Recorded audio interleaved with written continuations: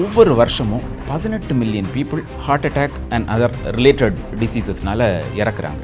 ஒவ்வொரு மணி நேரத்துக்கும் 250 இந்தியன்ஸ் 250 இந்தியன்ஸ் ஹார்ட் அட்டாக்னால மட்டும் மரணிக்கிறாங்க. நார்மலாக ஒரு ஆளுக்கு ஹார்ட் அட்டாக் வந்து இறப்பு விகிதத்தை விட 30% டயபெட்டிக் பாப்புலேஷன் ஜாஸ்தியாக இறந்து போகிறதுக்கான வாய்ப்புகளும் இருக்குது. ஸோ டயபெட்டிக் பேஷண்ட்ஸாக இருக்கிறவங்க, சுகர் பேஷண்ட்ஸாக இருக்கிறவங்க அவங்களுக்கு வலி இல்லாமல் ஹார்ட் அட்டாக் வரலாம். ஒன்று. ரெண்டாவது இது வந்து அவங்களுக்கு இதனால் இன்னைக்கு இந்தியாவில் நடக்கக்கூடிய ஹார்ட் அட்டாக்ல 50% ஹார்ட் அட்டாக் 50 வயதிற்கும் குறைவானது, 25% ஹார்ட் அட்டாக் 40 வயதிற்கும் குறைவானது. முன்னாடி எல்லாம் பார்த்தீங்கன்னா ஹார்ட் அட்டாக் ஒரு முதியோருக்கான நோய் அப்படின்னு கருதப்பட்டது. ஆனால் இன்னைக்கு அப்படி இல்லை.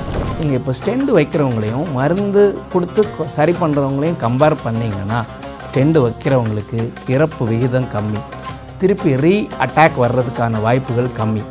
மூணாவது, அவங்களுக்கு மூளைக்கு அட்டாக் வர்றது கூட கம்மி. உங்கள் லைஃப்பில் ஒரு வாட்டி நம்ம அந்த லைப்போப்ரோட்டீன் ஏ லெவல் பார்த்தோன்னா உங்கள் ஹார்ட் அட்டாக் வர்றதுக்கான ரிஸ்க்கை நீங்கள் குறிச்சிக்கலாம். ஹார்ட்டில் ஒரு ப்ராப்ளம் ஏற்படும் போது அதுக்கு ஒரு நிரந்தர தீர்வு இல்லைன்னா நீண்ட கால தீர்வு தான் நம்ம தேடணும். அது பைபாஸ் ஆப்ரேஷன் மட்டும்தான். இப்போது உங்களுக்கு கோவிட் வந்திருக்கும், உங்களுக்கு கூட தெரிஞ்சிருக்காது, ஜஸ்ட் கோவிட் டெஸ்ட் மட்டும் பாசிட்டிவாக இருந்திருக்கும். அப்படி மட்டும் இருந்தாலே உங்களுக்கு 2 times ஹார்ட் டிசீஸ் வர்றதுக்கான வாய்ப்புகள் ஜாஸ்தியாகும். இப்போ ஓல்டு பீப்புள் பார்த்திங்கன்னா நம்ம எல்லாருமே ஒரு மித்து நினச்சிக்கணும், நம்ம ஒரு நாளைக்கு 10,000 ஸ்டெப்ஸ் நடந்தால் மட்டும்தான் நம்மளால் ஹார்ட் டிசீஸை ப்ரிவெண்ட் பண்ண முடியும். பட் ஓல்டு பீப்புளுக்கு 10,000 ஸ்டெப்ஸ் எல்லாம் நடக்க முடியாது. நீங்கள் ஒரு 2500 ஸ்டெப்ஸ் நடந்தாலே உங்களுக்கு கார்டியாக் பெனிஃபிட் வந்து ஆக தொடங்குது. ஏன்னா மக்கள் மத்தியில் ஒரு தவறான எண்ணம் என்னென்னா சுகர் இருக்கிற பேஷண்ட்ஸுக்கு பைபாஸ் ஆப்ரேஷன் பண்ணக்கூடாதுன்னு. ஆனால் கண்டிப்பாக பண்ணாதான். பிஹைண்ட் ரூட்ஸ் நேயர்களுக்கு வணக்கம். நான் உங்கள் சக்தி. ஹார்ட் அட்டாக் அப்படின்னு சொன்னாலே மக்கள் வந்து பயங்கரமாக பதறுவாங்க. அது ரிலேட்டடான கொஸ்டின்ஸ் எல்லாம் அட்ரஸ் பண்ணுறதுக்கு தான் மதுரையிலேருந்து 2 ஃபேமஸான டாக்டர்ஸ் வந்து இங்கே வந்திருக்காங்க. ஒருத்தர் ரூஃபஸ் டிமில், கார்டியாலஜிஸ்ட், அண்ட் ரீனஸ் டிமில், கார்டியாக் சர்ஜன். வாங்க நம்ம வந்து டாக்டர்ஸ் கிட்ட பேசலாம். Hello doctor, welcome to the show. Thank you. Okay, recent டைம்ஸில் வந்து மக்கள் அதிகமாக கேட்கக்கூடிய வார்த்தை என்ன அப்படின்னு பார்த்தீங்கன்னா ஹார்ட் அட்டாக். நம்ம கண்ட்ரிக்கும் வெஸ்டர்ன் கண்ட்ரிக்கும் ஹேபிட்டாக இருக்கட்டும், கல்ச்சராக இருக்கும், நிறைய டிஃப்ரென்ஸ் இருந்தாலும் இன்ஃபேக்ட் வந்து அவங்க தான் வந்து ஹார்ட் அட்டாக்கு வந்து அதிகமான ஒரு ப்ரோன் டு கண்ட்ரியாக இருக்கும். பட் ஸ்டில் சர்வே எடுத்து பார்த்திங்கன்னா இந்தியாவில் தான் ஹார்ட் அட்டாக் வந்து அதிகமாக இருக்குது அப்படின்னு சொல்கிறாங்க. இது எந்த அளவு உண்மை doctor? Cardiovascular disease is the leading cause of death worldwide. ஒவ்வொரு வருஷமும் 18 million people heart attack and other related டிசீசஸ்னால இறக்குறாங்க. இது பார்த்தீங்கன்னா 32% of the total global death. ஒவ்வொரு மணி நேரத்துக்கும் 250 இந்தியன்ஸ் 250 இந்தியன்ஸ் ஹார்ட் அட்டாக்னால மட்டும் மரணிக்கிறாங்க. பொதுவாகவே இந்த சவுத் ஏஷியன் பாப்புலேஷனில் ஹார்ட் அட்டாக் இன்சிடென்சஸ் ரொம்பவே அதிகம். அதிலும் குறிப்பாக இந்தியன்ஸை பார்த்தீங்கன்னா அமெரிக்கன்ஸை விட 4 times ஹார்ட் அட்டாக் வர்றதுக்கான டெண்டன்சி அதிகம். சைனீஸை விட 6 times ஹார்ட் அட்டாக் வர்றதுக்கான டெண்டன்சி அதிகம். ஜாப்பனீஸை விட 20 times ஹார்ட் அட்டாக் வர்றதுக்கான டெண்டன்சி அதிகம். இந்தியாவில் பார்த்திங்கன்னா நம்ம தமிழ்நாடு, கேரளா மற்றும் பஞ்சாபில் தான் இந்த ஹார்ட் அட்டாக் இன்சிடென்சஸ் ரொம்பவே அதிகமாக மற்ற மாநிலத்தை விட அதிகமாக இருக்குது. இன்னும் பார்த்திங்கன்னா இந்தியன்ஸுக்கு ஹார்ட் அட்டாக் 10 years ஏர்லியராகவே வந்துடுது. அதாவது வெஸ்டர்ன் பாப்புலேஷனில் 60 வயசில் வர வேண்டிய ஹார்ட் அட்டாக் இந்தியன்ஸுக்கு 50 வயசுலேயே வந்துடுது. இந்த ஹார்ட் அட்டாக் இந்தியன்ஸில் ஏர்லியாக வருது, ஏர்லி ஆன்செட், டிசீஸ் ப்ரோக்ரஷனும் ரொம்ப அக்ரெசிவாக இருக்குது. அதனால் வரக்கூடிய மார்ட்டாலிட்டி, இறப்பு வீதமும் வெஸ்டர்ன் பாப்புலேஷனை விட ரொம்ப அதிகமாகவே இருக்குது. அதே மாதிரி மேஜராக எல்லாருக்குமே ஒரு கொஸ்டின் இருக்கும். ஏன்னா நம்ம வீடியோஸ்லாம் பார்க்கணும்ல, டக்குன்னு வந்து மாற பிடிச்சிட்டு வந்து விழுந்துடுவாங்க டப்பு டப்புன்னு. ஸோ சைலண்ட்டாக வந்து ஹார்ட் அட்டாக் வர வாய்ப்பு இருக்கா டாக்டர்? மெயின்லி ஹார்ட் அட்டாக்னு சொன்னாலே நம்ம நினச்சிக்கிறது என்னென்னா நெஞ்சு வலி வரும், வேர்த்து கொட்டும், அது நிறைய நேரம் இருக்கும். ஸோ இதுதான் நம்ம எல்லாருக்கும் மனசில் இருக்கக்கூடிய ஒரு பெர்செப்ஷன். பட் அதே வந்து சுகர் பேஷண்ட், டயபெட்டிக் பேஷண்ட்ஸ் பார்த்திங்கன்னா அவங்களுக்கு வெறும் சுகர் லெவல் மட்டும் ஜாஸ்தியாக இருக்காது. இந்த சுகர் லெவல் ஜாஸ்தியாக இருக்கிறதுனால அவங்களோட இரத்த குழாய்கள் இல்லை நர்வ்ஸ், நரம்புகளை எல்லாம் அது பாதிக்குது. ஸோ இந்த நரம்புகளை பாதிக்கும்போது ஹார்ட்டை சுற்றி இருக்கக்கூடிய நரம்புகளையும் சுகர் வந்து பாதிக்குது. அப்போது அவங்களுக்கு இந்த பெயினை ப்ரிசீவ் பண்ணக்கூடிய கெப்பாசிட்டி, பெயினை உணர்கிற கெப்பாசிட்டி ரொம்பவே கம்மியாகிடுது. அது மட்டும் இல்லாமல் நமக்கு இப்போ பெயினை ப்ரிசீவ் பண்ணணுன்னா அந்த பெயின் வந்து மூளைக்கு டிரான்ஸ்மிட் ஆகணும். இந்த டிரான்ஸ்மிட் ஆகிறது வந்து நர்வ்ஸ் வழியாக, நரம்புகள் வழியாக தான் டிரான்ஸ்மிட் ஆகும். அவங்களுக்கு நரம்புகள் பாதிக்கப்படுறதுனால இந்த உணர்வுகள் வந்து மூளைக்கு எடுத்து செல்லப்படுறதில்ல. அதனால் அவங்க பெயினை ப்ரிசீவே பண்ணுறதில்ல. பெயினை ப்ரிசீவ் பண்ண மாட்டாங்களே தவிர அவங்களுக்கு எந்த தொந்தரவும் இருக்காதுன்னு இல்லை. அவங்களுக்கு தலைவலி, இல்லை ஒரு மூச்சு கஷ்டம், ஒரு அஜீரணம், வயிறு வலி, இல்லை ரொம்ப வேர்த்து கொட்டுது, ரொம்ப டயர்டாக இருக்கிறாங்க, இப்படி சின்ன சின்ன தொந்தரவுகள் இருக்கும். அதனால் அவங்களுக்கு வலியே இல்லாமல் சைலண்ட் ஹார்ட் அட்டாக் வருது. இந்த காரணங்களால் டயபெட்டிக் பாப்புலேஷனுக்கு பார்த்திங்கன்னா நார்மலாக ஒரு ஆளுக்கு ஹார்ட் அட்டாக் வந்து இறப்பு விகிதத்தை விட 30% டயபெட்டிக் பாப்புலேஷன் ஜாஸ்தியாக இறந்து போகிறதுக்கான வாய்ப்புகளும் இருக்குது. ஸோ டயபெட்டிக் பேஷண்ட்ஸாக இருக்கிறவங்க, சுகர் பேஷண்ட்ஸாக இருக்கிறவங்க, அவங்களுக்கு வலி இல்லாமல் ஹார்ட் அட்டாக் வரலாம் ஒன்று. ரெண்டாவது இது வந்து அவங்களுக்கு இதனால் நம்ம என்ன பண்ணணும், இயர்லி இப்போ சுகர் வந்து ஒரு 5 இயர்ஸ் ஆகிடுச்சுன்னா நம்ம இயர்லி இந்த ட்ரெட்மில்னு சொல்லக்கூடிய டெஸ்ட் எடுத்து நமக்கு அடைப்புகள் இருக்கான்னு உள்ளதை தெரிஞ்சு அதுக்கான ட்ரீட்மெண்ட் எடுக்கிறதன் மூலம் இப்படி ஹார்ட் அட்டாக் வராமல் நம்ம தடுக்கலாம். ஓகே, நீங்கள் இப்போ வந்து சைலண்ட்டாக சொல்கிறீங்க. சில பேர் வந்து செஸ்ட் பெயினோட வருவாங்க இல்லையா, எனக்கு ரொம்ப மாரடைக்குது அப்படின்னு சொல்லிட்டு வருவாங்க.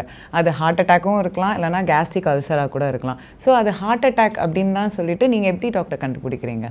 ஒரு பேஷண்ட் செஸ்ட் பெயினோட ஹார்ட் அட்டாக்கோட வர்றாங்கன்னா அதை டயக்னோஸ் பண்ணுறதுக்கு 2 டெஸ்ட்டு தான். ஒன்று இசிஜி, ஒன்று ட்ரோபோனின் டெஸ்ட். பெரும்பாலான பேஷண்ட்ஸுக்கு ஹார்ட் அட்டாக்கோடு வரும்போது இந்த இசிஜியில் சேஞ்சஸ் இருக்கும். அந்த இசிஜி ஸ்பெசிஃபிக்காக அந்த சேஞ்சை எஸ்டி எலிவேஷன் சொல்லுவாங்க. இந்த இசிஜி சேஞ்சஸோடு வர்ற அந்த ஹார்ட் அட்டாக்கோட பேர் எஸ்டி எலிவேஷன் எம்ஐ. சில பேஷண்ட்ஸுக்கு இசிஜி சேஞ்சஸ் எதுவுமே இருக்காது, ஏன்னா ஹார்ட் பெயின் இருக்கும், ஹார்ட் அட்டாக் இருக்கும். ஹார்ட் அட்டாக்னால ஹார்ட் மசில் டேமேஜ் ஆகி அதில் இருந்து ரிலீஸ் ஆகக்கூடிய ஒரு ப்ரோட்டீன் தான் இந்த ட்ரோபோனின். அதோட லெவல் பிளட்டில் அதிகமாக இருக்கும். அப்போது இசிஜி சேஞ்சஸ் இல்லாமல் இந்த ட்ரோபோனின் லெவல் மட்டும் அதிகமாகி ட்ரோபோனின் டெஸ்ட் பாசிட்டிவாக இருந்துச்சுன்னா அதோட பேர் நான் எஸ்டி எலிவேஷன் எம்ஐ. இன்னும் சில பேஷண்ட்ஸுக்கு இசிஜி சேஞ்சஸும் இருக்காது, ட்ரோபோனின் டெஸ்ட்டும் நெகட்டிவாக இருக்கும், ஆனால் அவங்களுக்கு டிப்பிக்கல் ஹார்ட் பெயின் இருக்கும். அதோட பேர் அன்ஸ்டேபிள் அஞ்சைனா. அந்த மாதிரி பேஷண்ட்ஸையும் நம்ம நெக்லெக்ட் பண்ணக்கூடாது. அவங்களுக்கும் கண்டிப்பாக ஆஞ்சியோகிராம் எடுக்க வேண்டியது கட்டாயம். எடுத்து அடைப்பு இருக்கா இல்லையான்னு கன்ஃபார்ம் பண்ண வேண்டியது அவசியம். இப்போ சிடி ஆஞ்சியோகிராம் அப்படின்னு சொல்கிறாங்க. ஆஞ்சியோகிராமுக்கும் சிடி ஆஞ்சியோகிராமுக்கும் என்ன டாக்டர் வித்தியாசம்? ஓகே, இப்போ கொரோனரி ஆஞ்சியோகிராம்னு சொல்கிறதே வந்து இரத்த குழாயில் அடைப்பு இருக்கிறத கண்டுபிடிக்கிறதுக்கான டெஸ்ட்டு தான். இப்போ இந்த சிடி ஆஞ்சியோகிராம்னு சொல்கிறது நம்ம சிடி ஸ்கேன் சென்டர் இல்லை ஹாஸ்பிட்டலில் சிடி ஸ்கேனில் அந்த ஹார்ட்டில் இரத்த குழாயில் அடைப்பு இருக்கான்னு உள்ளதை தெரிஞ்சுக்கிறது. அது வந்து யூஸ்வலி சிடி ஸ்கேன் எடுத்துகிட்டு ரேடியாலஜிஸ்ட் வந்து சொல்லுவாங்க, ஓகே இவ்வளோ % அடைப்பு இருக்குது. நார்மல் ஆஞ்சியோகிராம்னு சொல்கிறது ஒரு இன்வேசிவ் டெஸ்ட். அதாவது ஹாஸ்பிட்டலில் கேத் லேபில் கார்டியாலஜிஸ்ட் வந்து சின்ன ஒரு டியூபை ஹார்ட்டுக்கு பக்கத்தில் செலுத்தி மை மூலமாக அடைப்பு இருக்கான்னு தெரிஞ்சுக்கிறது தான் நார்மலி கார்டியாலஜிஸ்ட் பண்ணக்கூடிய கன்வென்ஷனல் ஆஞ்சியோகிராம். இதில் மெயின் டிஃபரன்ஸ் என்னன்னு பார்த்தீங்கன்னா, இன்றைக்கி கோல்டு ஸ்டாண்டர்ட் டெஸ்ட்டுன்னு சொல்கிறது கன்வென்ஷனல் ஆஞ்சியோகிராம், அதாவது இந்த கார்டியாலஜிஸ்ட் பண்ணக்கூடிய. அதுக்கு ரீசன் என்னன்னு பார்த்தீங்கன்னா, இந்த கன்வென்ஷனல் ஆஞ்சியோகிராமில் கண்டறியக்கூடிய துல்லியமான டெஸ்ட் வந்து துல்லியமாக அறிகிறதுக்கான வாய்ப்புகள் 100%. இப்போ இந்த சிடி ஆஞ்சியோகிராமையும் நார்மல் ஆஞ்சியோகிராமையும் கம்பேர் பண்ணிங்கன்னா இந்த சிடி ஆஞ்சியோகிராம் வந்து 90% பர்ஃபெக்டாக சொல்லலாம். பட் சப்போஸ் ஓல்டு பேஷண்ட்ஸ், அவங்க இரத்த குழாய்களில் கால்சியம் படிமங்கள் அதிகமாக இருக்குது, இல்லை ஆல்ரெடி ஸ்டெண்ட் வச்சுருக்காங்க, இவங்களுக்கெல்லாம் இந்த சிடி கொரோனரி ஆஞ்சியோகிராம் கரெக்டாக கண்டுபிடிச்சி சொல்லாது. இன்னும் பார்த்தீங்கன்னா, இப்போ உங்களுக்கு நெஞ்சு வலி இருக்குது, நீங்கள் ஆஞ்சியோகிராம் எடுக்கிறீங்க, உங்களுக்கு அடைப்பு இருக்குன்னா நார்மல் ஆஞ்சியோகிராம் பண்ணும்போதே அதை நம்ம சரி பண்ணி ஸ்டெண்ட் வச்சு சரி பண்ண முடியும். பட் நீங்கள் சிடி ஆஞ்சியோகிராம் எடுக்கிறீங்கன்னா திருப்பி நீங்கள் கார்டியாலஜிஸ்ட்டை போய் திருப்பி கன்வென்ஷனல் ஆஞ்சியோகிராம் எடுத்த பிறகு தான் நம்ம ட்ரீட்மெண்ட் பண்ண முடியும். ஸோ இந்த சிடி ஆஞ்சியோகிராம்னு சொல்கிறது, இப்போ ஒரு யங் இண்டிவிஜுவல், அவருக்கு நம்ம ஹார்ட் அட்டாக் இருக்கக்கூடிய வாய்ப்புகள் கம்மின்னு நினைக்கிறோம், அவங்களுக்கு இந்த சிடி ஆஞ்சியோகிராம் எடுக்கிறது நல்லது. அதே இது ஒரு ஆளுக்கு நெஞ்சு வலி இருந்துகிட்ருக்கு, அவங்களுக்கு இரத்த குழாய்களில் அடைப்புகள் இருக்கக்கூடிய வாய்ப்புகள் அதிகம்னு நினைக்கிறோம், அவங்களுக்கு கன்வென்ஷனல் ஆஞ்சியோகிராம் தான் சிறந்தது. ஓகே, நீங்கள் வந்து கரெக்டாக டாக்டர் நீங்கள் வந்து ப்ரிஸ்கிரைப் பண்ணுறதை பொறுத்து அவங்க கரெக்டாக அவங்க பெஸ்ட் வந்து நம்மளே போயிட்டு இப்போ மோஸ்ட் ஆஃப் த பீப்புள் என்ன பண்ணிடுறாங்களா, அவங்களே டிசைட் பண்ணிடுறாங்க, எனக்கு ஆஞ்சியோகிராம் பண்ண சொன்னாங்க, நான் போய் சிடி ஆஞ்சியோகிராம், அப்படி பண்ணக்கூடாது. பெஸ்ட்டு வந்து அவங்க டாக்டர்கிட்ட கேட்டால் அவங்களே சொல்லிடுவாங்க அவங்களுக்கு எது பெஸ்ட்டுன்னு, அதை ஃபாலோ பண்ணிக்கிறது நல்லது. ஸோ இப்போலாம் வந்து நீங்கள் பார்த்தீங்கன்னா யங்ஸ்டர்ஸுக்கு வந்து ஒரு ஜிம் பண்ணும் போதும் இருக்கட்டும், இல்லைனா பேட்மிண்டன் ஆடும் போது, ஈவன் வந்து சினிமா இண்டஸ்ட்ரிலாம் பார்த்தீங்கன்னா யங்ஸ்டர்ஸுக்குலாம் பயங்கரமாக ஹார்ட் அட்டாக் வருது. இது எதனால் நீங்கள் நினைக்கிறீங்க டாக்டர்? ஒருத்தருக்கு 45 வயதிற்கும் குறைவாக இருக்கும்போது ஹார்ட் அட்டாக் வருதுன்னா அதை தான் யங் கொரோனரி ஆர்டரி டிசீஸ் இல்லைனா இளம் வயதினருக்கான ஹார்ட் அட்டாக் அப்படின்னு சொல்கிறோம். இன்றைக்கி இந்தியாவில் நடக்கக்கூடிய ஹார்ட் அட்டாக்ல 50% ஹார்ட் அட்டாக் 50 வயதிற்கும் குறைவானவங்களுக்கு, 25% ஹார்ட் அட்டாக் 40 வயதிற்கும் குறைவானவங்களுக்கு. முன்னாடி எல்லாம் பார்த்தீங்கன்னா ஹார்ட் அட்டாக் ஒரு முதியோருக்கான நோய் அப்படின்னு கருதப்பட்டது. ஆனால் இன்றைக்கி அப்படி இல்லை. முன்னாடி எல்லாம் பார்த்தீங்கன்னா வயதான பெற்றோரை ஹார்ட் அட்டாக்னு பிள்ளைங்க கூப்பிட்டு வருவாங்க. இன்றைக்கி வயதான பெற்றோர் பிள்ளைங்களை ஹார்ட் அட்டாக்காக கூப்பிட்டு வர்றதை நாங்கள் ரெகுலராக பார்க்குறோம். ஹார்ட் அட்டாக்குக்கு பல காரணங்கள் இருந்தாலும் கூட, சுகர், பிளட் ப்ரெஷர், கொலஸ்ட்ரால் இந்த மாதிரி பல காரணங்கள் இருந்தாலும் கூட, இன்றைக்கி வரக்கூடிய இளம் வயதினருக்கான ஹார்ட் அட்டாக்குக்கு சில காரணங்கள், இம்பார்ட்டன்ட் காரணங்கள் இருக்குது. ஒன்று, ஃபஸ்ட் இம்பார்ட்டன்ட் மாடிஃபையபிள் ரிஸ்க் ஃபேக்டர்னு பார்த்தீங்கன்னா ஸ்மோக்கிங். இந்த யங்ஸ்டர்ஸுக்கு ஹார்ட் அட்டாக் வர்றதில் 60% பேஷண்ட்ஸ்க்கு வந்து ஸ்மோக்கிங் ஹிஸ்ட்ரி கண்டிப்பாக இருக்குது. இன்னும் நிறைய பேருக்கு பார்த்தீங்கன்னா ட்ரைக்ளிசரைட் அப்படின்னு சொல்லக்கூடிய கெட்ட கொலஸ்ட்ரால் அதிகமாக இருக்குது, which is suggestive of metabolic syndrome. இன்னும் நிறைய பேருக்கு பார்த்தீங்கன்னா லைப்போப்ரோட்டீன் ஏ லெவல் அதிகமாக இருக்குது. லைப்போப்ரோட்டீன் ஏன்னா பிளட்டில் கெட்ட கொலஸ்ட்ராலை கேரி பண்ணக்கூடிய ஒரு ப்ரோட்டீன். இதனுடைய அளவு அதிகமாக இருந்துச்சுன்னா ஹார்ட் அட்டாக் வர்றதுக்கான ரிஸ்க் அதிகம். உங்கள் லைஃப்பில் ஒரு வாட்டி நம்ம அந்த லைப்போப்ரோட்டீன் ஏ லெவல் பார்த்தோன்னா உங்கள் ஹார்ட் அட்டாக் வர்றதுக்கான ரிஸ்க்கை நீங்கள் புரிஞ்சிக்கலாம். அடுத்தது, இன்றைக்கி நம்ம சாப்பிட்ற உணவு, சுவாசிக்கிற காற்று, குடிக்கிற தண்ணி எல்லாமே பொல்யூட்டட். அதுவுமே ஒரு ரீசன் தான். இன்றைக்கி ஸ்கூலில் பார்த்திங்கன்னா ஸ்கூல் லெவல்லே ஸ்ட்ரெஸ் ஆரம்பிச்சிருது. ஸ்கூலில் படிக்கும்போதே NEET coaching, IIT coaching, school லெவலில் ஆரம்பிக்கிற ஸ்ட்ரெஸ் அடுத்தது காலேஜ் லெவல். காலேஜுக்கு போய் பெட்டராக பெர்ஃபார்ம் பண்ணால் தான் ஜாப் ஆப்பர்ச்சுனிட்டி. ஜாப் கிடைச்சாலும் இந்த கார்ப்பரேட் வேர்ல்டில் ஜாப் இன்செக்யூரிட்டி. அது ஐடி ஃபீல்டில் மட்டும் இல்லை, இன்றைக்கி டாக்டர்ஸ்க்கும் இருக்குது. அப்புறம் பார்த்திங்கன்னா ஃபேமிலி கமிட்மெண்ட்ஸ். ஆக மென்டல் ஸ்ட்ரெஸ், டிப்ரெஷன், ஆங்ஸைட்டியோடு தான் இன்றைக்கி வாழ வேண்டிய கட்டாயத்தில் இருக்காங்க. அடுத்தது பார்த்திங்கன்னா யங் ஃபீமேல்ஸ்க்கு நிறைய பேருக்கு ஹார்ட் அட்டாக் வருது. இவங்களில் நிறைய பேருக்கு பார்த்திங்கன்னா ஆட்டோ இம்யூன் டிசீஸ் மோஸ்ட்லி காமனாக இருக்குது. லூப்பஸ், மல்டிபிள் ஸ்க்ளரோசிஸ், முடக்குவாதம் அப்படின்னு எல்லாம் சொல்லுவாங்க. இந்த மாதிரி ஆட்டோ இம்யூன் டிசீஸ் காமனாக இருக்க பேஷண்ட்ஸில், இந்த ஃபீமேல் பேஷண்ட்ஸில் ஹார்ட் அட்டாக் ரொம்ப காமனாக பார்க்குறோம். அப்புறம் பார்த்திங்கன்னா சப்ஸ்டன்ஸ் அப்யூஸ். இன்றைக்கி முன்னாடியெல்லாம் குடிப்பழக்கத்துக்கு மட்டும்தான் அடிமையாவாங்க, ஆல்கஹாலுக்கு மட்டும். ஆனால் இன்றைக்கி யங்ஸ்டர்ஸுக்கு கொக்கைன், மெத்தஃபெட்டமின், கஞ்சா இதெல்லாம் ஃப்ரீயாக கிடைக்குதுன்னும் அதனால் வரும் விளைவுகளை எல்லாம் நம்ம நியூஸ்லாம் நிறைய பார்க்குறோம். இதனுடைய யூசேஜ் அதிகமாக இருக்கிறதுனால இது என்ன பண்ணோன்னா சடன் கொரோனரி ஸ்பேசம், அந்த ஹார்ட்டுக்கு சப்ளை பண்ணக்கூடிய இரத்த குழாயை ஸ்பேசம் காஸ் பண்ணி சடன் ஹார்ட் அட்டாக் காஸ் பண்ணுது. இன்னும் போக போக இளைஞர்கள் மத்தியில் இந்த யூசேஜ் இன்னும் அதிகம் ஆகும். இது ஃப்ரீலி கிடைக்கும் பட்சத்தில் தமிழ்நாட்டிலையும் சரி, இந்தியாவிலும் சரி, இந்த ஹார்ட் அட்டாக்குடைய இளைஞர்களுடைய ஹார்ட் அட்டாக் இன்னும் அதிகமாகும். இதனால் வரக்கூடிய உயிரிழப்பும் இன்னும் அதிகமாகும் உள்ள ஒரு அபாயம் தான் இருக்குது. அண்ட் இன்னொரு மேஜரான ஒரு கொஸ்டின், அப்போல்லாம் நீங்கள் பார்த்தீங்கன்னா இந்த பிளட் கிளாட் அப்படின்றது தான் ஹார்ட் அட்டாக் இல்லையா? ஸோ அதுக்கெலாம் வந்து மெடிக்கேஷன்லேயே வந்து ட்ரீட் பண்ணலாம் அப்படின்னு சொல்லுவாங்க. ஆனால் இப்போ வந்து பார்த்திங்கன்னா நம்மளுக்கு ஹார்ட் அட்டாக் அப்படின்னாலே ஸ்டண்ட் வச்சிடணும், ஃபஸ்ட்டு போனோடனே வந்து ஸ்டண்ட்டு தான் அப்படின்னு சொல்கிறாங்க டாக்டர்ஸ்லாம். அது ஏன் டாக்டர்? ஸோ ஹார்ட் அட்டாக்னால் நீங்கள் சொன்னது போல் இரத்த குழாயில் அடைப்பு வர்றது தான் நம்ம ஹார்ட் அட்டாக்னு சொல்கிறோம். ஸோ அதற்கு கோல்டு ஸ்டாண்டர்ட் ட்ரீட்மெண்ட் வந்து இன்றைக்கி அட் ப்ரெசண்ட் வந்து ஸ்டெண்ட் வைக்கிறது தான், கரைக்கிற மருந்து கொடுக்கறது கிடையாது. அதுக்கு மெயின் ரீசன் என்னென்னு பார்த்தீங்கன்னா, நீங்கள் கரைக்கிற மருந்து கொடுத்தாச்சுன்னா அந்த கட்டி கரைஞ்சி ரத்தம் ஓட்டம் சரியாகிறதுக்கான வாய்ப்புகள் அரௌண்ட் 60%. அதே இது நீங்கள் ஸ்டெண்ட் வச்சு சரி பண்ணும்போது உங்களுக்கு இம்ப்ரூவ்மெண்ட் வர்றதுக்கான வாய்ப்புகள், அதாவது ரத்த ஓட்டம் சரி பண்ணுறதுக்கான வாய்ப்புகள் மோர் தேன் 95%.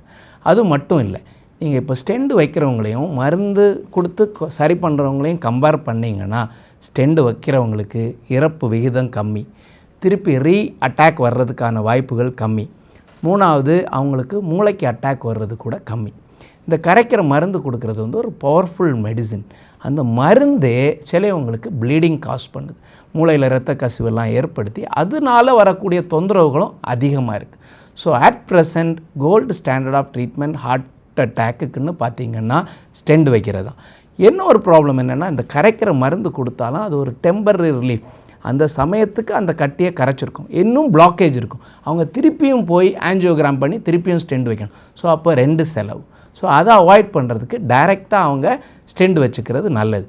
இன்னும் சிலவங்களுக்கு இப்போ இந்த ஸ்டெண்ட் வைக்கிறதுனா இப்போது சென்னை, கோயம்புத்தூர், மதுரைன்னா அவங்களுக்கு ஹாஸ்பிட்டல்ஸ் இருக்கும், உடனே போய் வச்சுக்கலாம். இப்போ ஒரு இன்டீரியர் ரிமோட் பிளேஸில் இருக்கிறாங்க, அவங்களுக்கு இந்த கேத் லேப் வசதி ஃபெசிலிட்டிஸ் இல்லை, கார்டியாலஜிஸ்ட் இருக்க மாட்டாங்க. அப்படிப்பட்ட இடங்களில் அவங்களால ஒரு 1.5 hours to 2 hours ஒரு பெரிய ஹாஸ்பிட்டல் போய் ஸ்டெண்ட் வச்சுக்க முடியாதுன்னா நம்ம இந்த கட்டி கரைக்கிற மருந்தை கொடுத்து அவங்க அதை சரி பண்ணிக்கலாம். அதை சரி பண்ணி ஸ்டெபிளைஸ் பண்ணிவிட்டு திருப்பி போய் கார்டியாலஜிஸ்ட்டை பார்த்துக்கலாம். அதுவுமே இன்ஃபேக்ட் டெம்பரரி தான். அதுக்கப்புறம் நம்ம வந்து பார்த்துட்டு ஸோ செலவும் பார்த்தீங்கன்னா காஸ்ட் ஆஃப் ட்ரீட்மெண்ட்டும் வந்து நீங்கள் கரைக்கிறதுக்காக அதுக்கு கொடுக்கக்கூடிய மெடிசனே ஆவரேஜாக பார்த்தீங்கன்னா 30,000 to 50,000 ப்ளஸ் ஹாஸ்பிட்டல் எக்ஸ்பென்ஸ், திருப்பியும் அந்த ஸ்டெண்ட் வைக்கிற செலவு. ஸோ ஃபைனான்ஷியலியும் அது வந்து more draining to the patient. Doctor, நீங்கள் வந்து இப்போ சொன்னீங்க ஸ்டண்ட் வந்து ரொம்ப பெஸ்ட் அப்படின்னு சொல்லிட்டு சொல்கிறீங்க.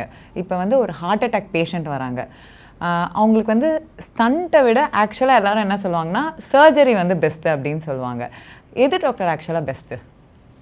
இப்போது ஒரு ஹார்ட் அட்டாக்கோட ஒரு பேஷண்ட் வரும்போது அது ஹார்ட் அட்டாக்குங்கிறது ஒரு இரத்த நாளத்தில் அடைப்பு ஏற்பட்டு ஹார்ட்டுக்கு சப்ளை பண்ணக்கூடிய இரத்தம் தடைப்பட்டு அந்த ஹார்ட் மசில் இரத்தத்துக்காக இயங்கக்கூடிய ஒரு சமயம், பேஷண்ட் உயிருக்கு போராடக்கூடிய ஒரு சமயம். ஒவ்வொரு நிமிஷமும் important. Every single minute delay in treatment risking your life. இந்த வேளையில் அந்த தடைப்பட்ட இரத்த ஓட்டத்தை எவ்வளவு வேகமாக சரி பண்ணி ரீஎஸ்டாப்ளிஷ் பண்ண தான் பார்க்கணும். அது ஆஞ்சியோகிராம் பண்ணி ஃபாஸ்ட்டாக ஆஞ்சியோபிளாஸ்டி பண்ணால் மட்டும்தான் முடியும். இந்த வேளையில் நம்ம சர்ஜரி அட்டம் பண்ணோன்னா ரிஸ்க்கும் அதிகம், மார்ட்டாலிட்டி இறப்பு விகிதமும் அதிகமாகும். ஒருவேளை கார்டியாலஜிஸ்ட் ஆஞ்சியோகிராம் பண்ணி ஸ்டென்ட் பண்ணுறதுக்கு அட்டம் பண்ண முடியலைன்னா ஃபெயில்டு பிசிஐ அப்படின்னா பைபாஸ் ஆப்ரேஷன் பண்ணிக்கலாம். இல்லை காம்ப்ளிகேஷன்ஸ் ஆஃப் எம்ஐ, அதாவது ஹார்ட் அட்டாக் வந்து சிவியர் மசில் டேமேஜ் ஆகி மசில் ரப்சர் ஆகும், லெஃப்ட் ஃப்ரீ வால் ரப்சர் அப்படின்னு சொல்லுவாங்க ஒன்று. இல்லாட்டி ரைட் வென்ட்ரிக்கிள் லெஃப்ட் வென்ட்ரிக்கிள் அப்படின்னு 2 சேம்பருக்கு இடையில் ஒரு மஸ்குலர் செப்டம் இருக்கும், அந்த மசிலில் ஓட்டை ஏற்படும், அதோட பேர் வென்ட்ரிகுலர் செப்டல் ரப்சர்னு சொல்லுவாங்க.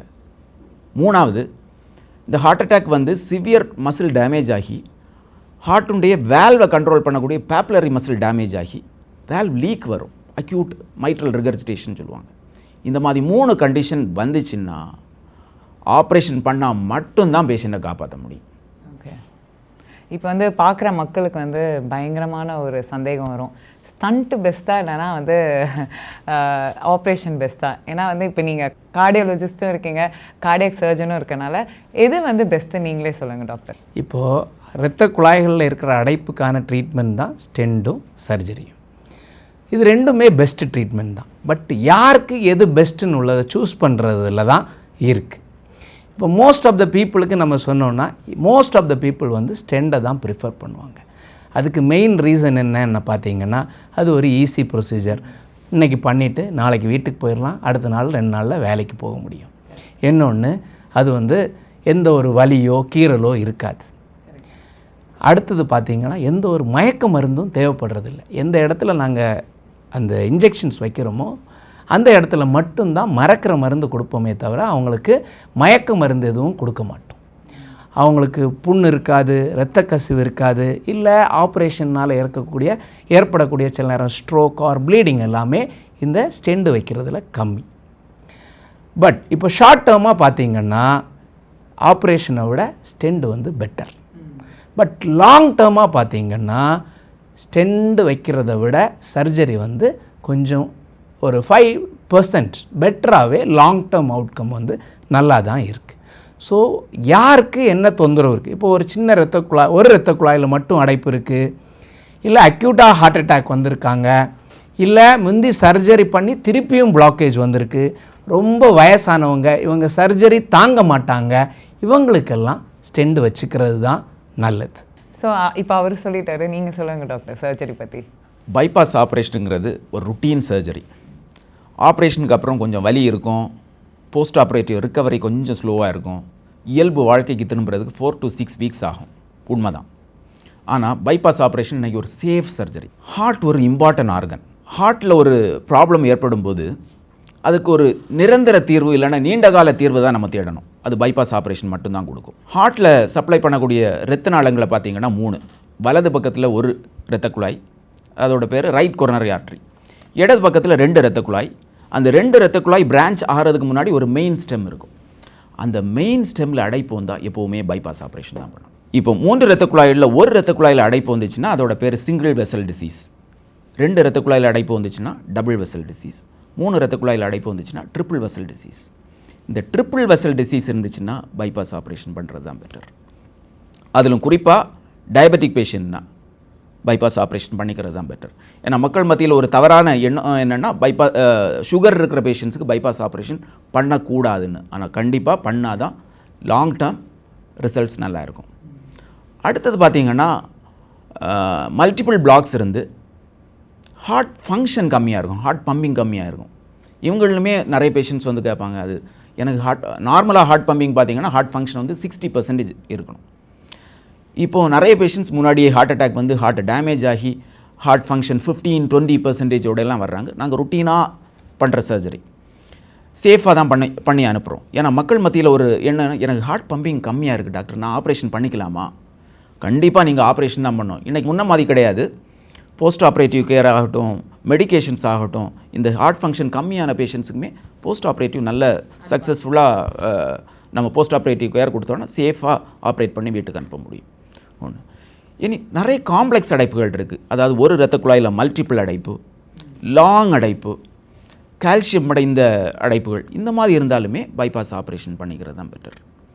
இன்னொன்று, கார்டியாலஜிஸ்ட் ஆஞ்சியோபிளாஸ்டி அட்டம் பண்ண முடியாத ஒரு சிச்சுவேஷன் இருந்தாலும், முன்னாடி ஸ்டென்ட் வச்ச பேஷண்ட்ஸ் அவங்களுக்கு பல வருஷங்களுக்கு அப்புறம் அடைப்புகள் வந்தாலும், இந்த மாதிரி பேஷண்ட்ஸ் வந்தாலுமே பைபாஸ் ஆப்ரேஷன் பண்ணிக்கிறது தான் பெட்டர். இந்த மாதிரி பேஷண்ட்ஸ்க்கு நம்ம பைபாஸ் ஆப்ரேஷன் பண்ணோன்னா லாங் டேர்ம் நிறைய வருஷம், ஒரு 20-25 வருஷம் தொந்தரவு இல்லாமல் வாழ முடியுங்கிறது தான் உண்மை. ஆனால் வந்து கொஞ்சம் பயப்படுவாங்க இல்லையா, பைபாஸ் சர்ஜரி அப்படின்னு சொன்னாலே அவங்களோட லைஃப் ஸ்பேன் வந்து 20 இயர்ஸ் தான் இருக்கும் அப்படின்னு வந்து நிறைய பேர் வந்து சொல்லி நம்ம கேள்விப்பட்டிருக்கோம். அது உண்மை தான் டாக்டர்? அது தவறான கருத்து. ரீசெண்டாக ஒரு வாட்ஸ்அப் மெசேஜ் சர்க்குலேட் ஆகிடுச்சு. கேஎம் செரியன் ஒரு கார்டியக் சர்ஜன் இருந்தார். லாஸ்ட் இயர் டெத் ஆகிட்டார். அவர் தான் first cardiac surgeon in Tamil Nadu who did CABG. அவர் இனிஷியல் டேஸில் பண்ண பேஷண்ட் 50 இயர்ஸ் ஆகியும் இப்போவும் உயிரோடு இருக்காங்க. 48 இயர்ஸ் லாஸ்ட் இயர். ஸோ இப்போ வந்து நிறைய பேர் வந்து சொல்கிறாங்க, நம்ம கோவிட் வேக்சின் எடுத்தனால தான் வந்து ஹார்ட் அட்டாக் வந்து நிறைய இடத்துல வந்து அதிகரிச்சிருக்கு அப்படின்னு சொல்லிட்டு. அது எந்த அளவு உண்மை டாக்டர்? கோவிட் இன்ஃபெக்ஷன்னால் நமக்கு ஹார்ட் அட்டாக், ஸ்ட்ரோக், இல்லை காலில் உள்ள இரத்த குழாய்கள் அடைப்பு, டிவிடி, பல்மனரி எம்போலிசம், இதெல்லாம் வர்றதுக்கான வாய்ப்புகள் ஆக்சுவலி இன்க்ரீஸ் ஆகிடுச்சு. இப்போது உங்களுக்கு கோவிட் வந்திருக்கும், உங்களுக்கு கூட தெரிஞ்சிருக்காது, ஜஸ்ட் கோவிட் டெஸ்ட் மட்டும் பாசிட்டிவாக இருந்திருக்கும். அப்படி மட்டும் இருந்தாலே உங்களுக்கு 2 times ஹார்ட் டிசீஸ் வர்றதுக்கான வாய்ப்புகள் ஜாஸ்தி ஆகுது. அதே இது நீங்கள் ஹாஸ்பிட்டலில் அட்மிட் ஆகிருந்தீங்க, கோவிட் வந்துன்னா உங்களுக்கு ஹார்ட் டிசீஸ் வர்றதுக்கான வாய்ப்புகள் 7 times ஜாஸ்தி ஆகுது. அதே இது நீங்கள் ஒரு ஹார்ட் பேஷண்ட்டாக இருந்து உங்களுக்கு கோவிட் வந்திருந்ததுன்னா உங்களுக்கு திருப்பி ஹார்ட் டிசீஸ் வர்றதுக்கான வாய்ப்புகள் 12 times ஜாஸ்தி ஆகுது. அதே இது நீங்கள் கோவிட் வேக்சின் எடுக்கிறீங்கன்னா, கோவிட் வேக்சின் எடுக்கிறதுனால ஹார்ட் அட்டாக், ஸ்ட்ரோக், இல்லை இரத்த குழாய்களில் அடைப்பு, பிளட் கிளாட்ஸ் ஃபார்ம் ஆகக்கூடிய டெண்டன்சி 27% கம்மியாகுது. ஸோ அதனால் கோவிட் வேக்சின் எடுத்துக்கிறது நல்லது. கோவிட் வேக்சின்னால் ஹார்ட் அட்டாக் வர்றதில்ல, கோவிட் இன்ஃபெக்ஷன்னால் தான் வருது. இப்போ எல்லாரும் என்ன நினச்சிக்கிறாங்கன்னா கோவிட் வேக்சின்னால் வருது. கோவிட் வேக்சின்னால் ஒரே ஒரு ப்ராப்ளம் தான், கோவிட் வேக்சின் போட்ட சமயத்தில் அது ஹார்ட்டோட மசில் இல்லை ஹார்ட்டை சுற்றி இருக்கக்கூடிய லேயர், பெரிகார்டியம்னு சொல்லுவோம், பெரிகார்டைட்டிஸ் இல்லை மயோகார்டைட்டிஸ் ரொம்ப சிறிய அளவில் ஏற்படுத்துச்சு. அது உண்மை தான். பட் அது ரொம்ப போட்ட ஃபஸ்ட்டு 2 வீக்ஸுக்குள்ளால் தான் ஏற்படுத்துமே தவிர இவ்வளவு நாள் கழிஞ்சு ஏற்படுத்தாது. அதுவுமே நம்மளுக்கு தெரியலை கோவிட்னால அப்படின்றது. நம்ம கோவிட்னாலன்னு தான் நினச்சிக்கோ. ஸோ இப்போ ஓப்பன் ஹார்ட் சர்ஜரி அப்படின்னு சொன்னாலே எல்லாருமே பயங்கரமாக பயப்படுவாங்க டாக்டர். ஸோ அதுக்கு மாற்றாக எதாவது இருக்கா டாக்டர்? ட்ரெடிஷ்னலாக பார்த்தீங்கன்னா ஸ்டெனாட்டமி பண்ணி தான் சர்ஜரி பண்ணணும். ஸ்டெனாட்டமின்னா இந்த பிரெஸ்ட் போனை ஓப்பன் பண்ணி ஹார்ட்டை ரீச் பண்ணி டைரெக்டாக ஹார்ட்டை பார்த்து ஆப்ரேஷன் பண்ணுறது. இன்றைக்கி பார்த்தீங்கன்னா நிறைய கீஹோல் சர்ஜரி, அதாவது மினிமல் இன்வேசிவ் கார்டியக் சர்ஜரி. நம்ம செஸ்ட்டை ஓப்பன் பண்ணாமல் வலது பக்கம் செஸ்ட் இல்லைன்னா இடது பக்கம் செஸ்ட்டில் ஒரு 4 to 5 centimeter இன்சிஷன் போட்டு இந்த ரிப்ஸை ஸ்ப்ரெட் பண்ணி ஹார்ட்டை ரீச் பண்ணி அதுக்கான ஸ்பெஷல் இன்ஸ்ட்ருமெண்ட்ஸ் யூஸ் பண்ணி பண்ணுறது தான் மினிமல் இன்வேசிவ் கார்டியக் சர்ஜரி. இன்னும் அட்வான்ஸ்டாக பார்த்தீங்கன்னா ரோபோட்டிக் கார்டியக் சர்ஜரி. இந்த செஸ்ட் பகுதியில் 1 or 2 சென்டிமீட்டர் இன்சிஷனில் அந்த ரோபோவோட இன்ஸ்ட்ருமெண்ட்ஸை இன்ட்ரடியூஸ் பண்ணி, ஆர்ம்ஸை இன்ட்ரடியூஸ் பண்ணி, சர்ஜன் பேஷண்ட்டோட பக்கத்தில் நின்று ஆப்ரேட் பண்ண வேண்டாம், தூரத்தில் இருந்தே கன்சோலில் உட்காந்து இந்த ஸ்ட்ரக்சர்ஸ் எல்லாம் மேக்னிஃபைட் ஹை டெஃபினிஷன் வியூவில் பார்த்து ஒரு நல்ல ஒரு சர்ஜிக்கல் ப்ரெசிஷனோட ஆப்ரேஷன் பண்ண முடியும். இந்த மாதிரி மினிமல் இன்வேசிவ் கார்டியக் சர்ஜரி இல்லைனா ரோபோட்டிக் கார்டியக் சர்ஜரியில் எந்த மாதிரி சர்ஜரிஸ் எல்லாம் பண்ணலான்னு பார்த்தீங்கன்னா, வேல் சர்ஜரிஸ், வேல் ரிப்பேர், வேல் ரீப்ளேஸ்மெண்ட் சர்ஜரிஸ் பண்ணுறான். பிறவியிலே வரக்கூடிய சில ஹோல்ஸ், ஏஎஸ்டி பிஎஸ்டின்னு எல்லாம் சொல்லுவாங்க, அந்த மாதிரி ஹோல்ஸுக்கு பண்ண முடியும். சில ஹார்ட்டில் வரக்கூடிய கட்டிகள், மிக்சோமா, அந்த மாதிரி கட்டிகளுக்கு பண்ண முடியும். செலக்டட் கேசஸில் பைபாஸ் ஆப்ரேஷனும் பண்ண முடியும். இந்த மாதிரி கீஹோல் சர்ஜரியில் பண்ணுறதுனால அட்வான்டேஜஸ் பார்த்திங்கன்னா, ப்ளீடிங் கம்மியாக இருக்கும், ரிக்கவரி ஃபாஸ்ட்டாக இருக்கும். மற்ற ட்ரெடிஷ்னல் சர்ஜரியில் நம்ம ரிக்கவரி 4 to 6 வீக்ஸ் ஆகும். இது வந்து ஒரு 10 daysலேயே ரிக்கவர் ஆக முடியும். ஹாஸ்பிட்டல் ஸ்டே கம்மியாகும். அப்புறம் ஜாபுக்கு வந்து அவங்க ஏர்லியாகவே போய்க்கலாம். ஸ்காரும் பார்த்திங்கன்னா ஒரு சின்ன 5 சென்டிமீட்டர் இன்செஷனில் தான் ஸ்கார் இருக்கும். இதெல்லாம் அட்வான்டேஜஸ். Okay doctor. ஸோ நம்ம வந்து இவ்வளோ நேரம் வந்து ஹார்ட் அட்டாக் பற்றி வந்து நிறைய பேசணும். ஆனால் வந்து இட்ஸ் ஆல்வேஸ் செட் வந்து prevention is better then cure அப்படின்னு சொல்லுவாங்க இல்லையா? ஸோ ஹார்ட் அட்டாக் வந்து வராமல் இருக்கிறதுக்கு வந்து என்னெல்லாம் ப்ரிவென்டிவ் மெஷர்ஸ் எடுக்கலாம், அண்ட் ஆல்சோ இப்போ இருக்க லைஃப் ஸ்டைல் மாடிஃபிகேஷன்ஸில் வந்து என்னெல்லாம் சேஞ்சஸ் வந்து நம்ம பண்ணலாம் அப்படின்னு சொல்லிட்டு நீங்கள் சொல்லுங்கள் doctor. So first cardiac disease வராமல் இருக்கிறதுக்கு தேவையான விஷயங்களை நம்ம ஃபஸ்ட்டு ஃபாலோ பண்ணக்கூடாது. மெயினாக பார்த்திங்கன்னா ஸ்மோக்கிங் யாரும் ஸ்மோக்கிங்கே வேண்டாம். பட் நம்ம என்ன நினைக்கிறோன்னா, ஸ்மோக்கிங் மட்டும் அவாய்ட் பண்ணால் போதும். நமக்கு ஸ்மோக் பண்ணுற ஃப்ரெண்ட்ஸ் இருக்காங்கன்னா அவங்களையும் அவாய்ட் பண்ணும். ஆமாம், ஏன்னா ஃப்ரெண்ட்ஸ் ஸ்மோக் பண்ணுறாங்க, நம்மளும் அதே ரூமில் தான் இருக்கிறோம், இல்லை அவங்க கூட காரில் பயணம் பண்ணுறோம். அதனால கூட நமக்கு ஹார்ட் அட்டாக் வர்றதுக்கான ரிஸ்க் வந்து 30% ஜாஸ்தியாகும். செகண்ட் திங் பார்த்திங்கன்னா, ஆல்கஹால். முந்தியெல்லாம் என்ன பண்ணுவாங்கன்னா, ஹார்ட் டிசீஸை கம்மி பண்ணுறதுக்காக மாடரேட்டாக ஆல்கஹால் எடுத்துக்கோங்கன்னு சொல்லுவாங்க. அது வந்து தப்பு. Even single drop of alcohol கூட ஹார்ட்டுக்கு தீங்கு தான் விளைவிக்கும். அதனால் ஆல்கஹாலை டோட்டலி அவாய்ட் பண்ணுங்கள். தேர்ட் திங் பார்த்திங்கன்னா, நம்ம சொன்னோம் யங் பீப்புளுக்கு வந்து ஸ்ட்ரெஸ் தான் ஒரு ரொம்ப இம்பார்ட்டன்ட் ஃபேக்டர். தேவையில்லாத ஸ்ட்ரெஸ் எடுத்துக்காதுங்க. ஃபோர்த் திங் பண்ணிங்கன்னா, நம்ம நல்ல ஒரு பாடி வெயிட் பிஎம்ஐ வந்து இந்தியன்ஸுக்கு பார்த்திங்கன்னா 18.5 to 23.5க்குள்ளால் பாடி வெயிட், அதாவது ஒபீஸ் இல்லாமல் நார்மல் வெயிட்டை மெயின்டைன் பண்ணுங்கள். நான் சொன்ன இந்த 4 அனைத்துக்கும் எக்ஸ்ட்ரா எந்த எஃபர்ட்டும் பண்ண வேண்டாம். ஜஸ்ட் தேவையில்லாத நம்ம பின்பற்றாமல் இருந்தாலே போதும். இப்போது கொஞ்சம் லைஃப் ஸ்டைல் ஃபேக்டர்ஸ் நம்ம ஃபாலோ பண்ணணும். ஃபஸ்ட்டு திங் பார்த்திங்கன்னா, டெய்லி அடிக்குவேட் ஸ்லீப். ஒரு மினிமம் ஒரு 6 to 8 hours டெய்லி நல்லா தூங்குங்க. சப்போஸ் உங்களுக்கு வேலை பழுவுனால் டெய்லி தூங்க முடியாது அப்படின்னா, அதை காம்பன்சேட் பண்ணுற அளவுக்கு வீக்கெண்டாவது அதை எக்ஸ்ட்ரா தூங்கிக்கோங்க. செகண்ட் திங் பார்த்திங்கன்னா, நல்ல adequate healthy food habits. Adequate cardiac food ஹேபிட்ஸ்ன்னு சொன்னிங்கன்னா, உப்பு கம்மியாக, எண்ணெயில் பொரித்த பொருட்கள் யூஸ் பண்ணாமல், நல்ல ஃபிஷ், வாரத்துக்கு ஒருக்கா ஒரு 200 to 300 grams ஆஃப் சிக்கன் சாப்பிடுங்க. பட் இந்த நம்ம கோட் மீட் ஆர் பீஃப் இதை அவாய்ட் பண்ணிக்கோங்க. இதை விட எல்லாத்தையும் விட ரொம்ப இம்பார்ட்டன்ட்னு பார்த்திங்கன்னா, இப்போ நமக்கு சுகர் இருக்குது, பிபி இருக்குது, இல்லை கொலஸ்ட்ரால் லெவல் ஜாஸ்தியாக இருக்குது, இது எதுவுமே பாடி வந்து சொல்லாது, நம்ம வந்து செக் பண்ணால் மட்டும்தான் தெரியும். ஸோ இப்படிப்பட்ட டிசீசஸ் இருக்கான்னு உள்ளது அப்பப்போ செக் பண்ணி அதை கண்ட்ரோலில் வச்சுக்கிற அளவுக்கு மருந்துகள் சாப்பிடுங்க. இன்னொன்று, மக்கள் யூஸ்வலாக ப்ராக்டிஸ் பண்ணாத திங்ஸ் என்னென்னு பார்த்தீங்கன்னா, வேக்சினேஷன். சில வேக்சினேஷன்ஸ் எடுக்கிறதுனால கூட ஹார்ட் டிசீஸை நம்ம ப்ரிவென்ட் பண்ண முடியும்.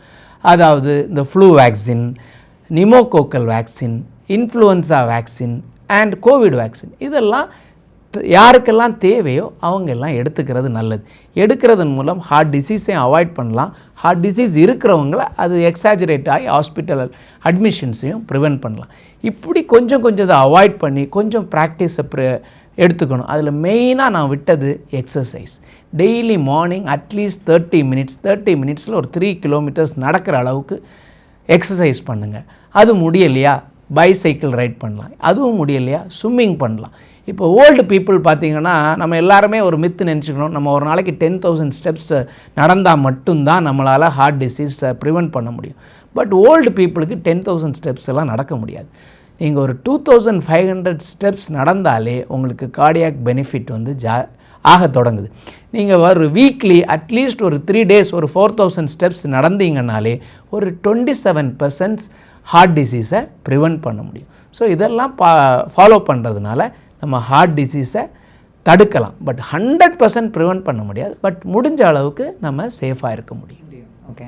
அண்ட் இவ்வளோ நேரம் வந்து ஹார்ட் அட்டாக் பற்றியும் அப்புறம் ஸ்டண்ட் ஆப்ரேஷன் இதெல்லாம் வந்து நிறைய டீட்டெயிலாக நம்ம பேசணும். எல்லாத்துக்கும் வந்து புரிஞ்சிருக்கோன்னு நினைக்கிறேன். Thank you doctor. தேங்க்யூ.